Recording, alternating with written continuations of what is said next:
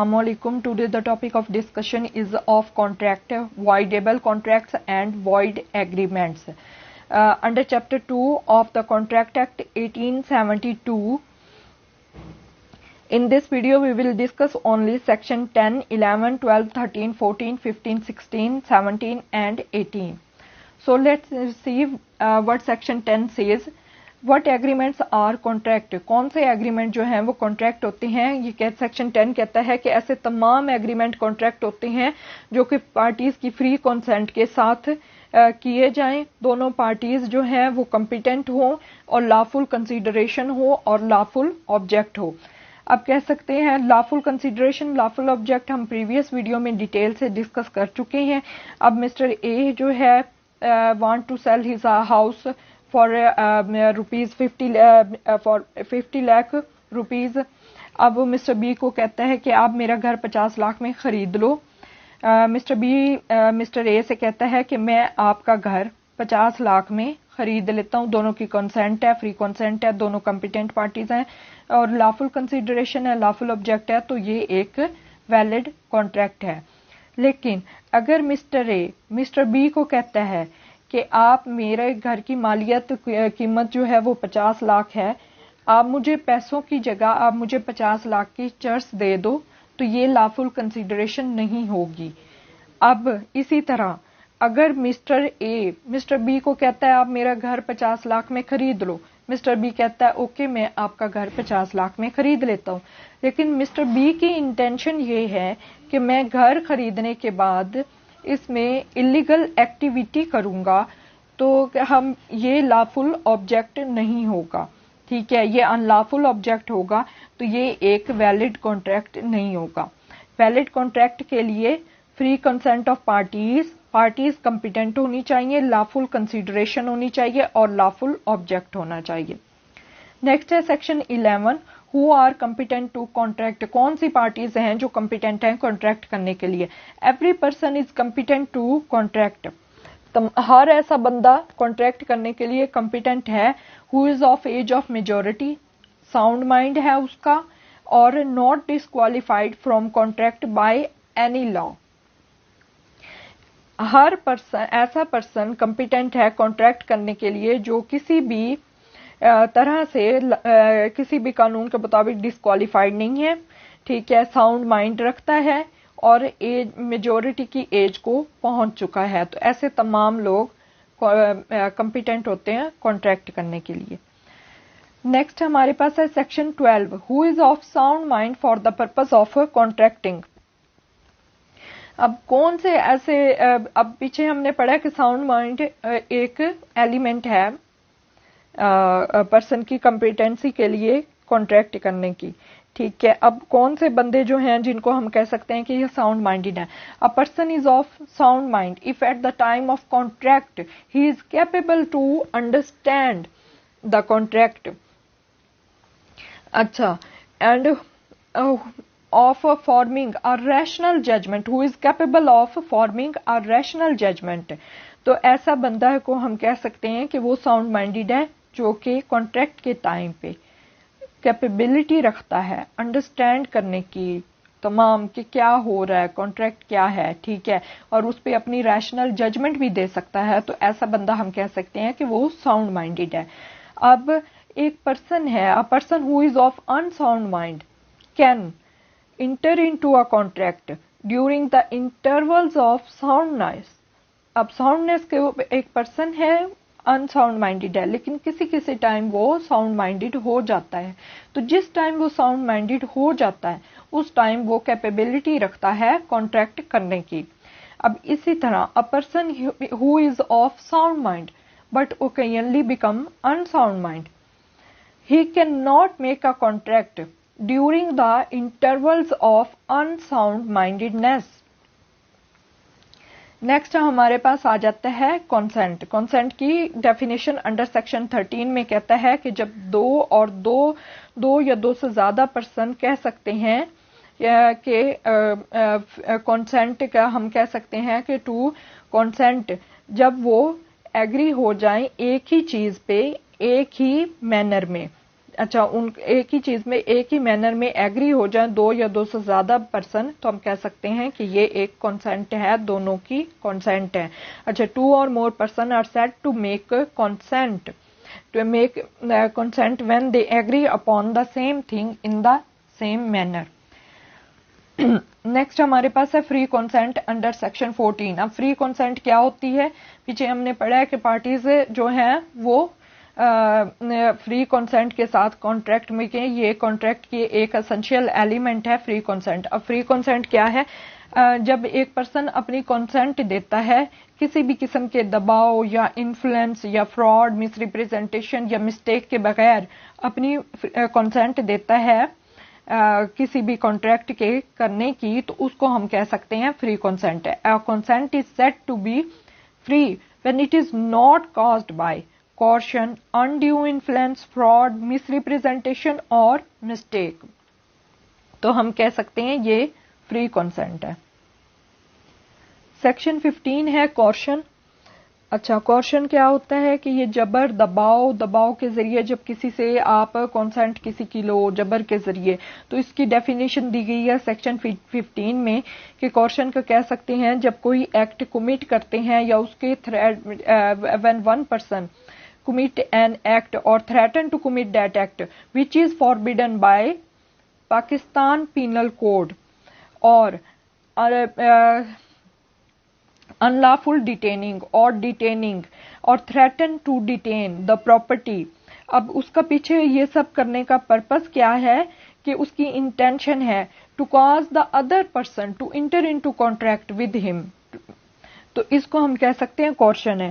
اب یہ کسی کو جبرن کوئی دھمکی دے کر یا ڈرا دھمکا کر یا اسے کوئی کسی کام کرنے کی دھمکی دے کر یا کوئی بھی انلافلی اس کی پراپرٹی ڈیٹین کرنے کی کرتا ہے یا اس کی دھمکی دیتا ہے, اور پھر اس کا انٹینشن کیا ہوتی ہے کہ آپ میرے ساتھ یہ ایگریمنٹ یا یہ کانٹریکٹ آپ کر لو, تو اس کی انٹینشن, تو یہ ہم کہہ سکتے ہیں کہ coercion ہے. اب ایسے تمام کام جو پاکستان پینل کوڈ نے منع کیے ہیں, کوئی بھی ایکٹ جو پاکستان پینل کوڈ نے منع کیا ہے وہ کرتے ہیں. اب اس میں ہمارے پاس آ جاتا ہے کہ سیکشن 15 میں وہ کہتا ہے کہ یہ آپ نہیں کہہ سکتے کہ فلاں جگہ پہ دباؤ کے ذریعے ایک ایگریمنٹ میں اس جگہ پہ تو coercion ویلڈ ہی نہیں تھی, یہ والا پوائنٹ ویلڈ ہی نہیں تھا پاکستان پینل کوڈ کا. اچھا تو اس کو وہاں پہ ایگریمنٹ ہوا, یہ آپ اس کی نہیں کر سکتے. اس میں it is immaterial whether the Pakistan Penal Code is or is not in force in the place where coercion is employed. اچھا اب یہ مسٹر اے ہے, ٹھیک, مسٹر اے ہے جو کہ ایک شپ پہ ہے on board on an English ship on the high seas. اچھا causes mister B to enter into an agreement by an act amounting to criminal intimidation. Mister B کو ڈرا دھمکا کر کہتا ہے, انگلش ہائی سیز میں ہے, مسٹر بی کو وہ ڈرا دھمکا کے کہتا ہے کہ آپ میرے ساتھ یہ ایگریمنٹ کر لو. وہ مسٹر اے کے ساتھ ایگریمنٹ کر لیتا ہے. اچھا اور اب کیونکہ انگلش قانون کے مطابق آپ coercion کے ذریعے بھی ایگریمنٹ کرتے ہیں تو وہ ویلڈ ہے. وہ آ کے کراچی میں جب آتا ہے تو مسٹر بی مسٹر اے کو سو کر دیتا ہے کہ یہ اس نے مجھ سے ایگریمنٹ کو جو اس نے مجھ سے کنسنٹ لی تھی ایگریمنٹ کی وہ coercion کے ذریعے لی تھی. تو مسٹر اے جو ہے وہ یہاں پہ پلی نہیں لے سکتا کہ میں انگلش ہائی سیز پہ تھا, وہاں پہ پاکستان پینل کوڈ ویلڈ نہیں ہے تو تب یہ ایگریمنٹ ہوا. انڈیو انفلوئنس ہے انڈر سیکشن 16. اب اس میں یہ ہے کہ جب ایک پارٹی دوسری پارٹی کے انفلوئنس کے انڈر ہو کسی بھی طرح کے, اس میں فادر کا انفلوئنس بھی ہو سکتا ہے, ٹیچر کا انفلوئنس بھی ہو سکتا ہے, اب کے ڈاکٹر کا بھی ہو سکتا ہے, کہ کوئی بھی پرسن کے کسی بھی انفلوئنس کے انڈر ہو تو وہ اس میں آ کے اپنے کسی ایگریمنٹ کے لیے کنسنٹ دے تو وہ بھی فری کنسنٹ میں نہیں آئے گا. اب اس میں سیکشن 16 کہتا ہے a contract is said to be induced by undue influence where the relation subsisting between the parties is such as one party is in a position to dominate the will of an other party. وہ اس بندے کی will کو change کر سکتی ہے, ٹھیک ہے, and uses that position to obtain an unfair advantage over the other. اب اس میں یہ ہے کہ ایک پارٹی ایک پرسن جو ہے دوسرے پرسن کے انفلوئنس میں ہے، دوسری پارٹی اس کو انفلوئنس کر سکتی ہے اس کی فری ول پہ، یعنی اس پہ ڈومینیٹ کر سکتی ہے، یعنی وہ چاہتا کچھ اس پہ کوئی کہتے ہیں کہ آپ میرے ساتھ یہ ایگریمنٹ کر لو، اپنے کسی ایڈوانٹیج کے لیے، اپنے فائدے کے لیے اس کو کرتی ہے، تو یہ ہم کہہ سکتے ہیں کہ انڈیو انفلوئنس ہے۔ اب اس میں ہمارے پاس سب سیکشن 2 میں ہے کہ a person is deemed to be in a position to dominate the will of an other۔ اب کون سے پرسن جو ہیں وہ کنسیڈر کیے جاتے ہیں کہ وہ دوسرے پرسن کی ول کو ڈومینیٹ کر سکتے ہیں، where he hold a real or apparent authority over the other, or where he stands in a fiduciary relation to the other person, or where he makes a contract with a person whose mental capacity is temporarily, permanently affected by reason of age, illness, mental اور bodily distress۔ اب کون سے person جو ہیں section 2 کہتا ہے کہ دوسرے پرسن کی فری کنسنٹ پہ، فری ول پہ ڈومینیٹ کر سکتے ہیں ایسے تمام پرسن جو کہ ریئل یا اپیرنٹ اتھارٹی ان کے پاس ہو، یا ٹرسٹ کا ریلیشن شپ ہو، یا اس وقت دوسرے بندے سے کانٹریکٹ کریں جب اس کی مینٹل کیپیسٹی جو ہے وہ ٹیمپریری یا پرماننٹ طور پر افیکٹڈ ہو by reason of old age, illness اور مینٹل اور باڈیلی ڈسٹریس۔ اب اس میں جو پرسن ڈومینیٹ کنڈیشن میں ہوگا تو برڈن آف پروف اسی پہ آتا ہے کہ وہ پروو کرے کہ اس نے یہ کانٹریکٹ جو ہے یہ فری کنسنٹ سے کیا گیا ہے، یہ اس کے انفلوئنس کے انڈر آ کے اس بندے نے کانٹریکٹ نہیں کیا۔ نیکسٹ ہمارے پاس آ جاتا ہے فراڈ انڈر سیکشن 17۔ اب فراڈ کیا ہوتا ہے؟ Fraud means and includes any of the following acts committed by a party to a contract or with his connivance or by his agent or with intent to deceive an other party thereto or his agent or to induce him to enter into the contract۔ تو اس کو ہم کہہ سکتے ہیں fraud ہے۔ کون سی condition میں fraud ہوتا ہے؟ اچھا، سجیشن کسی کو دی جائے کسی بھی فیکٹ کی کہ جو کہ اسے پتا ہے اور یا وہ یقین رکھتا ہے کہ یہ صحیح نہیں ہے، یہ سچ نہیں ہے، لیکن وہ پھر بھی اس بندے کو سجیشن دیتا ہے صحیح بنا کر، اسے پتا ہے کہ یہ غلط ہے لیکن وہ صحیح بنا کر دیتا ہے، تو یہ بھی فراڈ کے زمرے میں آ جاتا ہے۔ نیکسٹ ہے ایکٹیو کنسیلمنٹ آف فیکٹ۔ کوئی بھی بندہ ایک کانٹریکٹ میں اس کی فری کنسنٹ، اس کی کنسنٹ لینی ہے تو اس میں سے جان بوجھ کے کچھ فیکٹ جو ہے وہ چھپا لیتا ہے جو کہ اس کے نالج میں ہوتے ہیں اور اس کو یقین ہوتا ہے کہ یہ فیکٹ ہیں اور ٹرو ہیں، تو وہ ان کے جان بوجھ کے کنسیلمنٹ کر لیتا ہے، تو یہ بھی فراڈ کے زمرے میں آ جاتا ہے۔ نیکسٹ کنڈیشن از کہ کوئی ایسا وعدہ کرنا جس میں اس کی انٹینشن ہو کہ وہ یہ وعدہ پورا نہیں کرے گا، تو یہ بھی فراڈ ہوتا ہے۔ نیکسٹ آ جاتی ہے کوئی بھی ایسا کام کرنا جو کہ دھوکہ دہی کے عمل پہ پورا اترتا ہو، تو وہ بھی فراڈ ہے۔ یا کوئی بھی ایسا کام یا ایک ایسا ایکٹ یا اومیشن جو کہ specifically declare to be fraudulent, law اس کو ڈکلیئر کر دیتا ہے کہ یہ کام یا اومیشن جو ہے یہ فراڈولینٹ ہے، تو وہ کرنا، تو وہ بھی فراڈ کے زمرے میں آ جاتا ہے۔ اب fraud means and includes any act committed by a party to a contract or with his connivance or by his agent with intent to deceive an other party thereto or his agent or to induce him to enter into contract۔ اچھا، اس میں یہ ہے کہ the suggestion as a fact of that which is not true، the active concealment of a fact by one having knowledge or belief of the fact، a promise made without any intention of performing it, any other act fitted to deceive, any such act or omission as the law specifically declared to be fraudulent۔ اب اس میں آگے مزید وہ کہتا ہے کہ mayor silence جو ہے وہ فراڈ کے زمرے میں نہیں آتی، وہ نہیں کہہ سکتے کہ اب ایک بندہ خاموش تھا تو وہ دوسرے کی ولنگنس کو افیکٹ کر سکتا ہے، یہ فراڈ کے زمرے میں نہیں آتی۔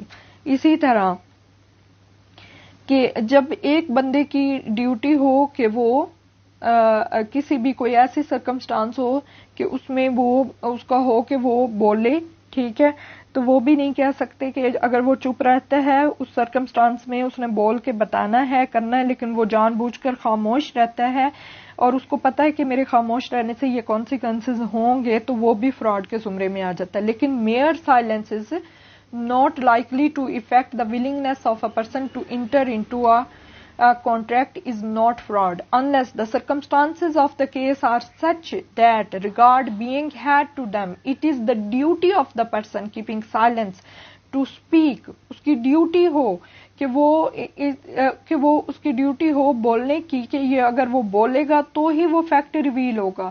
اگر وہ نہیں بولے گا، اگر اس کنڈیشن میں وہ خاموش رہتا ہے تو یہ فراڈ کے زمرے میں آ جاتا ہے. اور unless his silence is itself equivalent to speech.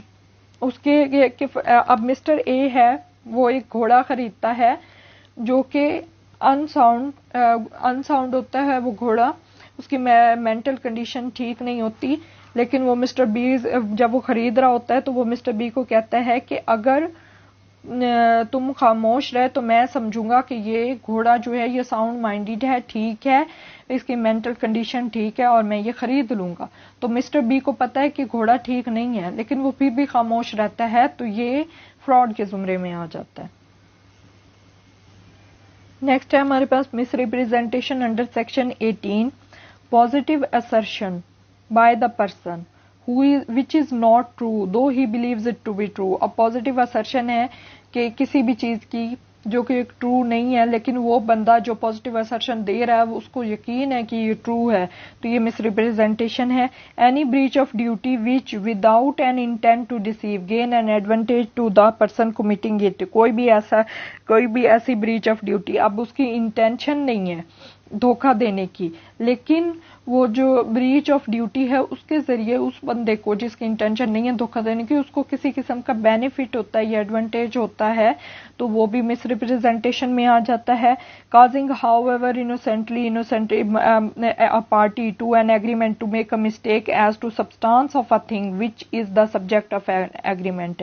اچھا، اس کو نہیں پتا، چاہے انوسینٹلی وہ کسی بندے کو کاز کرتا ہے ایک ایگریمنٹ پہ آنے کے لیے، تو کوئی غلطی کرتا ہے تو اسے پتا ہے کہ اگر وہ یہ ایگریمنٹ کر لے گا تو یہ غلطی ہوگی، لیکن پھر بھی وہ کاز کرتا ہے، لیکن اس کو علم نہیں ہوتا، تو یہ بھی مس ریپرزینٹیشن کے زمرے میں. So this is the end of this video. Please subscribe my channel. Thank you. اللہ حافظ.